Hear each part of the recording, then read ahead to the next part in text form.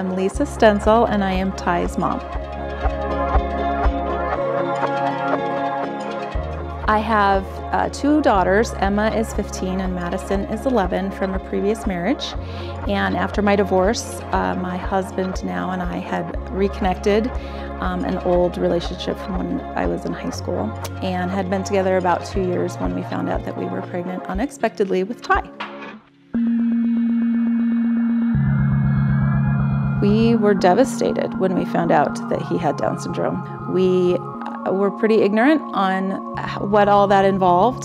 One of our NICU nurses, she was just about to end her shift and she came and sat by my bedside. I'll never forget it. And she told me that having a child with Down syndrome was a blessing.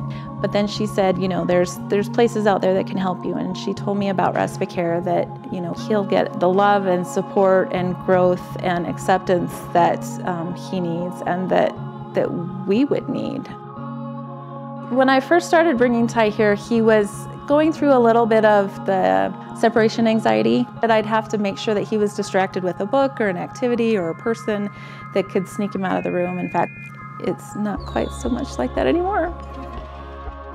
The staff are gifted, is all I can say. My name is Marcy Kay, and I'm a volunteer here at Respite Care. When Ty shows up, the room lights up. Everybody is excited to see him. He's just a doll. He's Ty.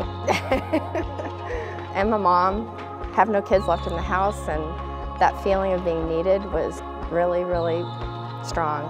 And instead of feeling like I'm just needed, I need them back.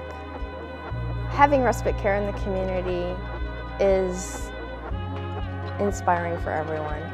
And the smiles and the happiness, this place gives back way more than you put in.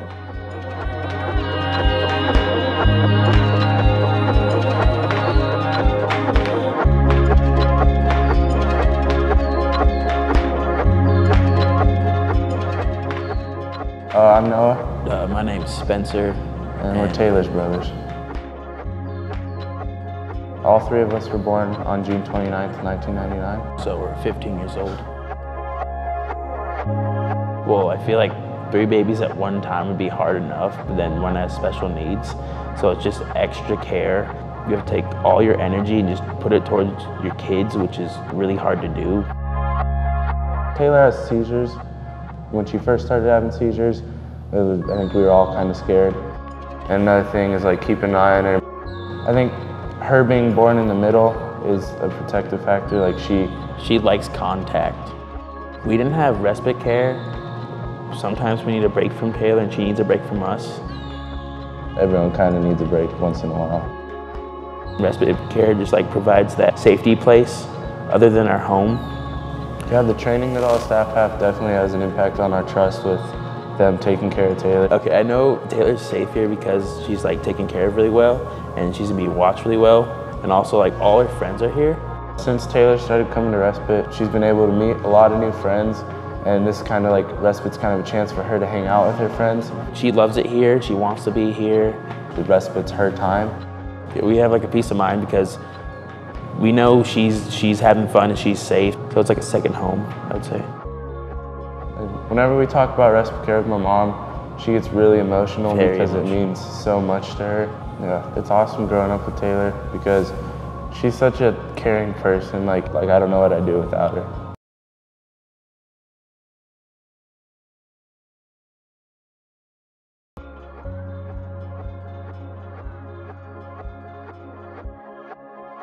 My name is Stacy Nucky, and my son is David Nucky, and he is 13 years old, and he has autism.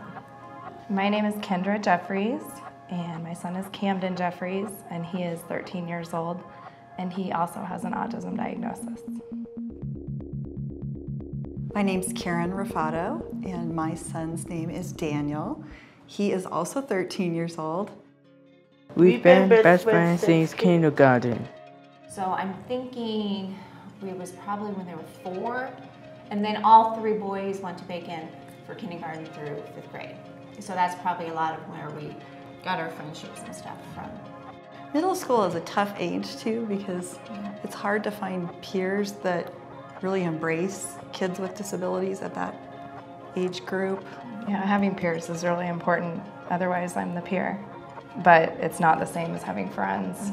It's just so nice to get them, you know, to have them have a place like Respite Care they can go that's outside of the house, because I think, you know, we have a really hard time trying to keep Daniel busy and occupied and happy and get him around friends.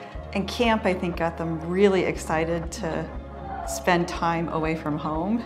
That was the first time that David ever has had an overnight without us. That's a big relief as a parent.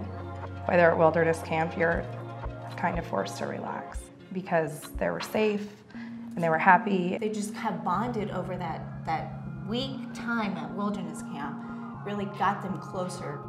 My favorite part of camp is horseback riding and canoeing.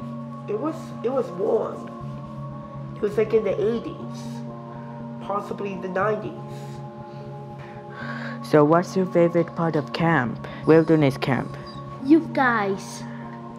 Just like it just warmed my heart to see him with his friends having a great time. And it's just, you know, it's just like he is a regular kid, but I think sometimes people forget that, you know, they want to have friends. You know, even though they have autism, they still want friends. And Respite Care and the day camp and wilderness camp really gave them that time to have that friendship.